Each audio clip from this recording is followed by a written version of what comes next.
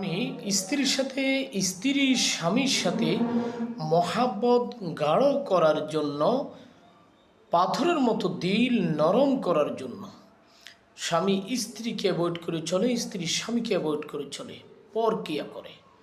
স্বামীকে পরকিয়া থেকে ফিরানোর জন্য, স্ত্রীকে পরকিয়া থেকে ফিরিয়ে আনার জন্য খুবই কার্যকরী একটি আমল আমি আপনাদেরকে শিখিয়ে দিচ্ছি। কে কোন জায়গা থেকে দেখছেন আমাকে কমেন্টে জানিয়ে দিবেন।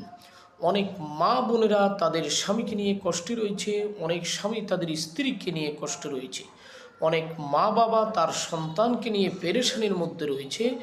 তাদের জন্য আজকের এই আমল। আপনারা 5 ওয়াক্ত ফরজ নামাজের পর ওই মুসল্লাতে বসে 3 বার দুরূদ শরীফ, 3 বার ইস্তিগফার পাঠ করে সূরাতুল ফাতিহা, সূরা ফাতিহা 7 বার তেলাওয়াত করবেন। এরপর 3 বার দুরূদ শরীফ পাঠ করে আল্লাহর কাছে মুনাজাত করবেন।